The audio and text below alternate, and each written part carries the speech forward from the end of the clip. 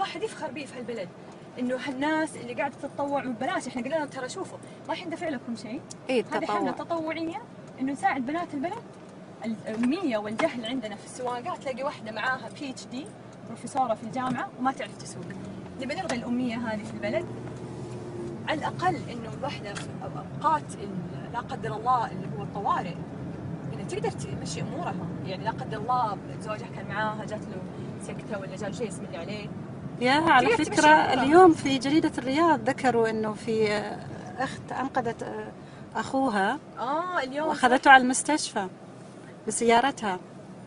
فهي طبعا المرأة مش فقط قريتها في تويت اليوم، مش للطوارئ، المرأة مثل الرجل في انها تعيش حياتها الاجتماعية وتكون بكرامة من غير ما تذل نفس لأي يعني أحد. مو كلنا عايشين ملكات ومدللات ومرفهات وعندنا سواقين، مو كلنا. يعني أنا مستحيل، يعني حتى لو إني أقدر أجيب سواق مستحيل أخلي إنسان غريب يعيش في بيتي، يعني هذه أمر منتهي منها. لا وبعدين حتى لو يعني قبلتي بهذا الشيء مستحيل تتركينه مع ابنك أو مع بنتك في سيارة، بتحطي معها لازم تروح مع المربية ولا الشغالة، ويعني تكاليف ما لها داعي، تكاليف ما لها داعي أبدا. أنت عارفة الفرح اللي طلعت في CNN، كنت أول درس تعليم سواقة لها، إيش قالت لي؟ قلت لها كم تدفعين للسواق؟ قلت لي 90% من راتب. قلت لها كيف 90%؟ يعني تاخذ 1200 تدفع 800 منها للسواق. تقول منال أصحى الساعة 5 الصبح، أنا دوامي 7، يجي ياخذني ويمر على كل البنات اللي ينزلهم. تقول اخلص 3 اوصل بيتي 5. تقول لو عندي سياره بيتي يمكن ما يجي 10 دقائق من المكان عملي، بس اني مرتبطه بسواق. تقول تعرفي لو 5 دقائق تاخرت عليه تقول والله العظيم يروح علي. اكيد. انا كان عندي كورس واتصلت طبعا الصباح، هذا الصباح أسوأ وقت انك تتصلي تبحثي عن تاكسي، لانه كل النساء يكونون اوريدي اخذوه، ومع انه تخيلي من الساعه 6:30 الى 7 تقريبا ساعه الى 7:30 ما في تاكسي. اي اتصلي فينا بعد نص ساعه، بعد ربع ساعه، وانا تندلين. تندلين. البنات يسوون يعني انا ما مستحيل اوصل نفسي لمرحله اني انا اترجى انسان. ليش؟ على ايش؟ على انه تاكسي؟ انا اشتديش سويت؟ اضطريت اروح لشغلي واطلب من واحد معي زميل في العمل يوصلني. هذا اللي انا اسويه لما انزنق.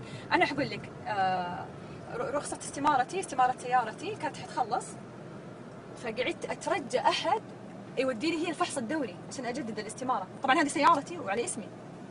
قعدت اترجى احد يودي لي السياره الفحص الدوري، لان انا ما اقدر اسوق اوديها الفحص الدوري. يعني لهالدرجه. يا قلبي يلا حنغير ان شاء الله. وبعدين يقولون لك يعني ما انت ملكه، انت ملكه، انت جوهره مصونه. يعني انا اني اطلع اوقف في الشارع اهين نفسي واوقف تكاسي، واللي يسوى واللي ما يسوى يطالعني ويشوفني، واللي يسوى وما يسوى يهيني عشان ما عجبه المبلغ اللي بعطيه له هو. ولا انا معززه مكرمه، هذا مقفله علي سيارتي، ما حد حولي، ما حد يقدر يكلمني، دائما مقفله لوك. طبعا السيارات الامريكيه دائما تعمل لوك، ما حد يعني يقدر يتجرأ علي. هو في اشكاليه انهم الافتراض انه دائما لكل امراه يعني لكل امراه رجل يقوم بشؤون. In May last year, this video was filmed in Khobar in Saudi Arabia, where it's against the law for a woman to drive. And it was filmed as a pretty brave act of rebellion. So within 3 or 4 days after it was placed on YouTube and Facebook, it had been viewed, at least on YouTube, about 600,000 times. And then the driver was arrested and was held and was jailed for 9 days. Please welcome that driver, Manal Al-Sharif.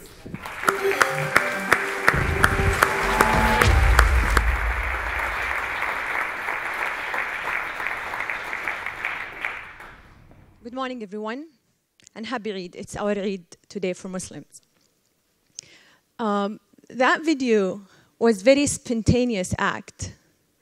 I'll tell you the story later in my presentation. So why such a video gets so much attention not only in Saudi Arabia, but around the world. I was working in my office a day after I published this video. I had no clue what I did.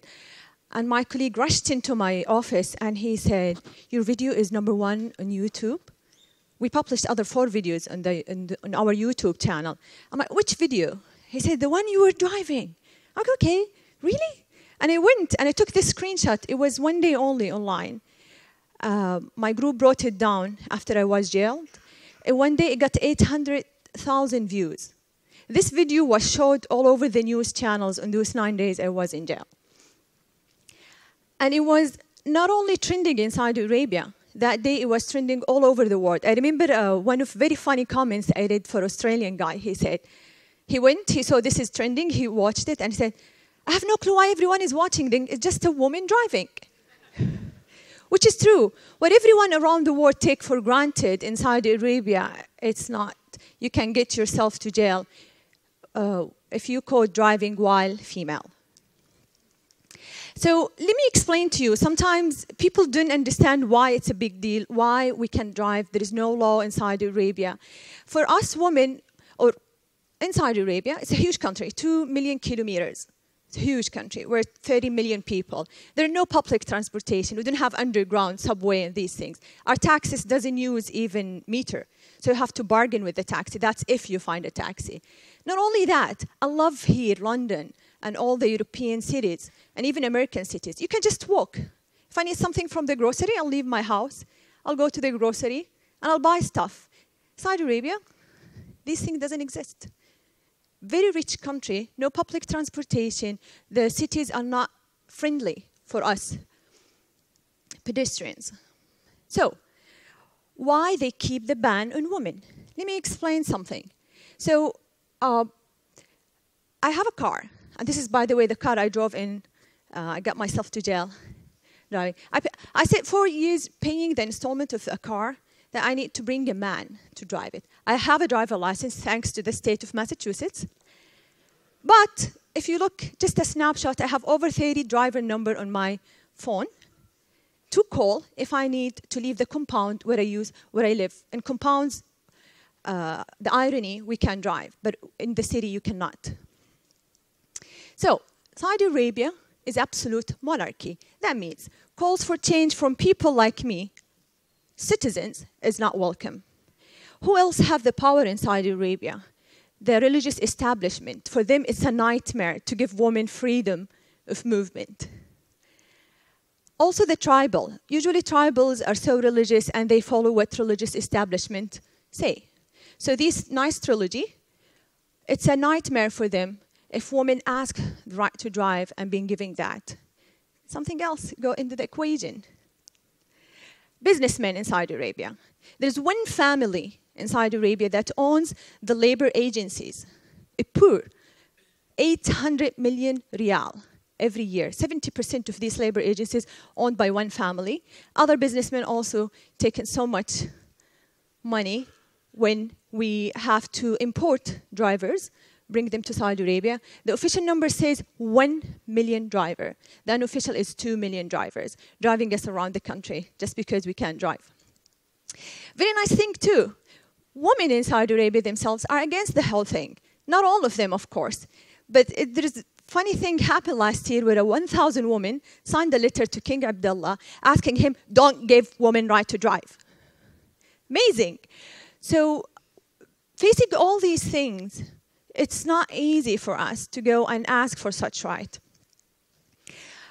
Guys, or men in Saudi Arabia, we're trying to find a solution. In Saudi Arabia, everything is separated, even our weddings. Even if you want to go to eat outside in a restaurant, there is family's entrance and bachelor entrance. So guys said, okay, there is a solution. We will build roads. We're so rich country. They afford building colleges that are separate, banks separate, all these things separate, even houses. You have 2 entrances.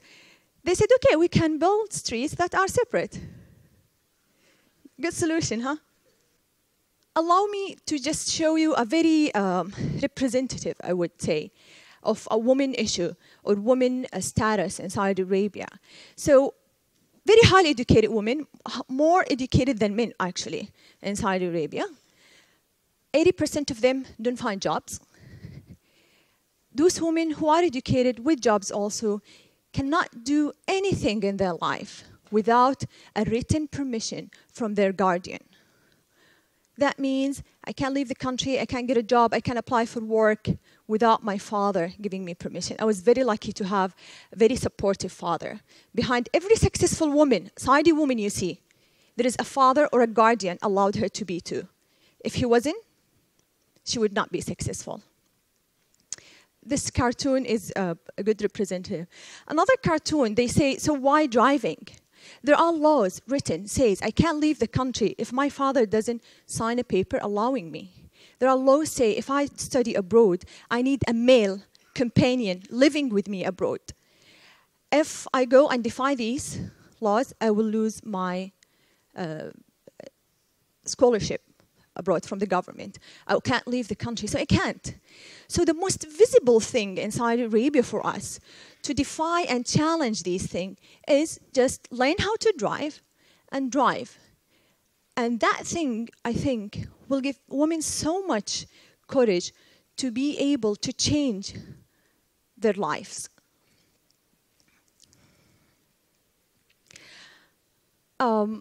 This part of the presentation, I want to talk about why that video went viral in Saudi Arabia. If you understand each society is different than the other, absolute monarchy in Saudi Arabia, we have no parliament, we have no political parties, we have no civil society. The gathering of 4 people and above is illegal. You can be sent to jail. You can go and demonstrate. You can be sent to jail for 10 years. So what we did, in Saudi Arabia, we created our own cyber civil society, which is using the internet and the social media. And to understand your society, it helps you a lot more to create change in your society. I'll show you some statistics that prove what I say. Around the world, imagine who are the top 6 countries in the adoption of using smartphones. And usually smartphones, you access internet through that. UAE and Saudi Arabia. We are topping UK and US. US is under 50% of the population. We have kids in Saudi Arabia, 10 years old kids with Blackberries. People in Saudi Arabia have iPhone and Blackberries at the same time. So smartphone adoption is huge in Saudi Arabia, so people have easier access to internet. On Twitter, active users, that means someone who tweets at least once a month. We are #1 in the whole Arab world. The inactive, or like, this is the active, the non-active ones is like 3 million users in Saudi Arabia. So Twitter is a very powerful tool to communicate and reach those people. We are #1 in YouTube video views around the world. I think we're really bored. 9 million views every day comes from Saudi Arabia. We are the world average of tweets last year sparked 90%. In Saudi Arabia, it was 400%. The average worldwide, we're 4 times more than the average worldwide. So, but still, the whole world, usually 50% of the population have access to the internet. In Arab countries or Saudi Arabia, only 1/3 of the population have access to the internet. And there was a report by the Dubai School of Government. They made a survey, and it was very interesting, showing the reasons why women in the Arab world have less access to internet. Societal and cultural limitations, privacy and security, and ICT literacy. Believe me, for me, recording a video using my real name, my face, without covering in Saudi Arabia and posting that on YouTube, that was offensive to the men of my country. So women find it very difficult for them because you go through under so much pressure from the society not to reveal who you are. So you always, if you want to speak up, you use a man to speak on your behalf, or you use a fake name and no picture.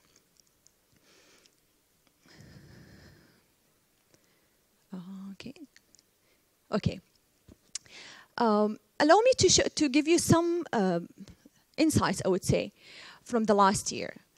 When I first came up with the idea, or my group, we first came up with the idea of having one day, calling all women with driver license to go, international driver license, to go and drive. We face so much harassment, threats, to be beaten in the street if we've seen, to be sent to jail.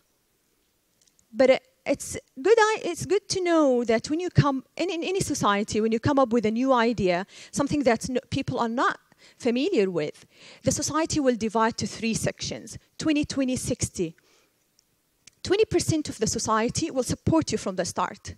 Go. And 20% of the society will be totally against you, will harm you, will do anything they can to stop you. And 60%, which are called the silent majority, will stay there silent and just watch the game, what's happening. The 20% who are against you, it's not easy to convince them to join your party. The 20% with you, amazing. They're there. They will be always there.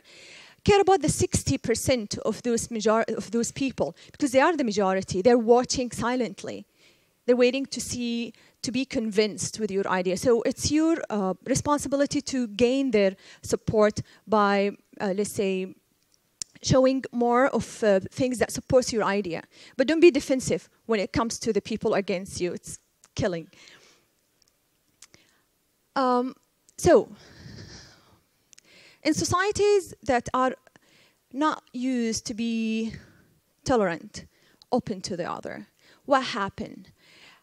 They usually, when you start, let's say, calling for your right, when you start asking for something, what happened, those people will do anything to break you in 2 ways, internal way and external way.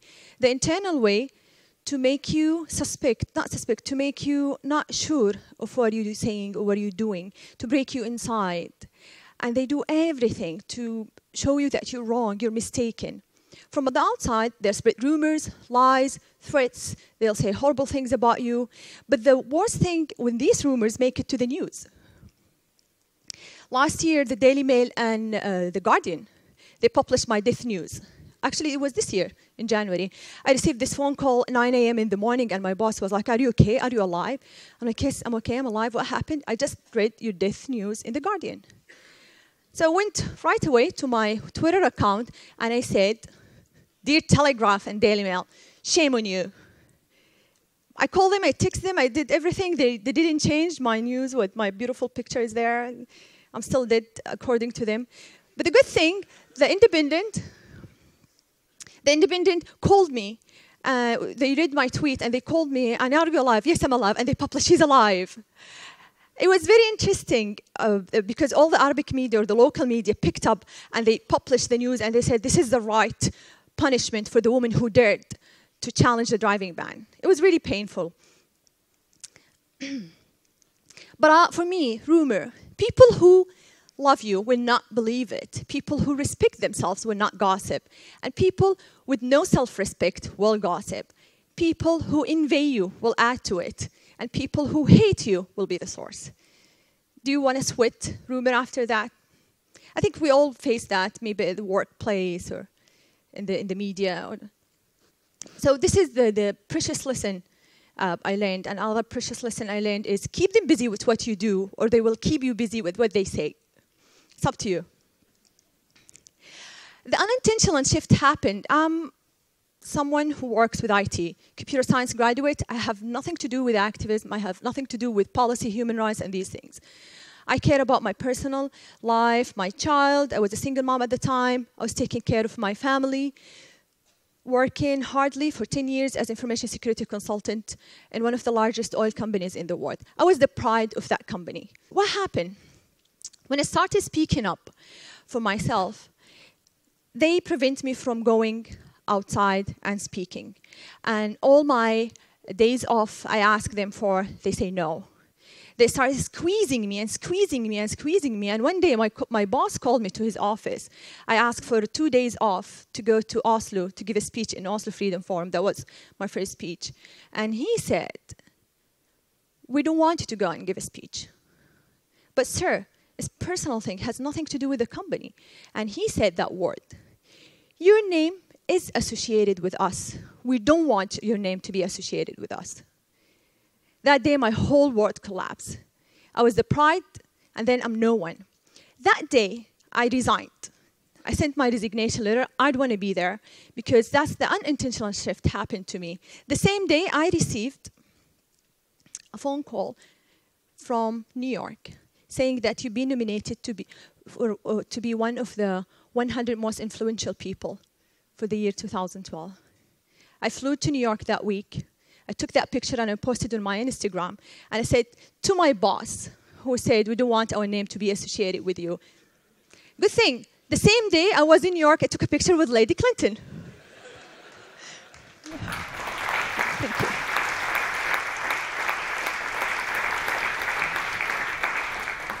And I learned that hard times is not hard at all. When a door closed, another opened. And that was the lesson I learned that day when I gave up my job. But it got worse later. So I was in Oslo, I gave a speech. Before I gave the speech in Aramco, my company, ex-company, they, after 5 years, they give you a loan that's free of interest. I applied for that. I spent 4 months. I'm a single mom, I have a kid. I wanted to have my own house. So I applied for it. I got the loan. When I was in Oslo, I resigned later, 4 months later, of that thing. I was in Oslo. The next day, I'm giving the speech, and I receive a call. They say, your loan be rejected. It being approved. Everything went, the papers, I paid money. And that day, the next day, I'm giving a speech. I sent this message to my boss.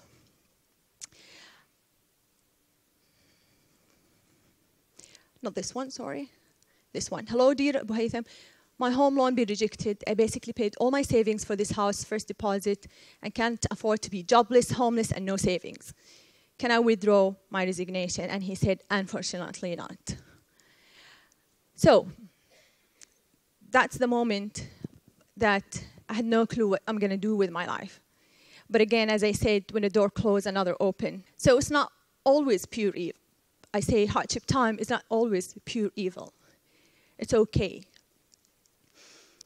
But that time, I knew that I have to stop. It was too much. I got, after that speech, it was my first appearance in public after a year of what happened. I had to stop. I received threats. My family received threats, death threats. And I had a son. I wanted to just, had to slow down and stop and be away for a while. And this is a lesson, a very dear lesson I learned, that you have to know when to stop. It's not always that you have to go and push. But the good thing to know how to stop at that time, when you go through so much hardship time, you need to keep your support system. And my support system is a girl. She's 20, and she lives away from Saudi Arabia. I've never met this girl. I met her on Twitter. When I'm so down, I just pick up the phone and I call her. And she brings me up every time I call her. She's like my little sister and my inspiration and my support system. And this girl is a leukemia patient. And I'm getting my support from this girl. Something else, I always watch videos or movies to keep me up. And there is this one that I always, when I cry, when I go through so hard time, I watch this one. And it brings me up again. Hey, Dad, I'm going pro. I'm going pro! Oh, okay. Yeah, I don't know. You'll probably be about as good as I was. That's kind of the way it works, and I was below average. So you'll probably ultimately rank somewhere around there, so you'll excel at a lot of things, just not this. I don't want you out here shooting this ball around all day and night, all right? All right. Okay? All right, go ahead.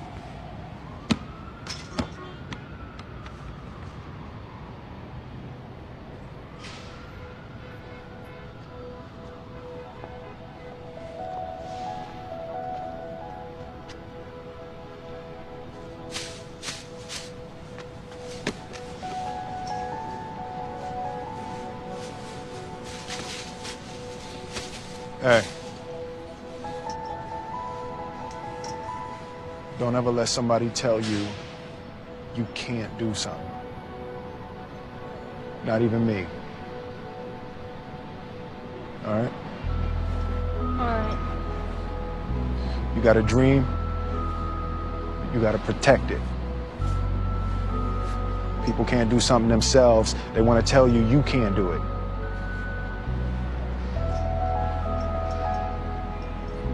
You want something, go get it. Period.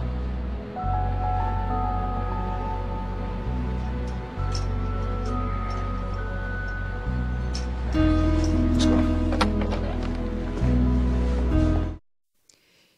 You want something, go get it. People will tell you can't do something because they can't do it themselves. That's why they don't understand. So they didn't break me. Women to Drive movement is now My Right to Dignity movement, which is calling for full citizenships for women. They could beat you and stop you, or when they beat you, you grow stronger, and that's what happened. We're calling for full rights in Saudi Arabia. And my message is always in my Twitter account. I put it there, and I say in it, because my mother couldn't change my present. I decided to change my daughter's future, and God will. Inshallah, I will. Thank you, everyone.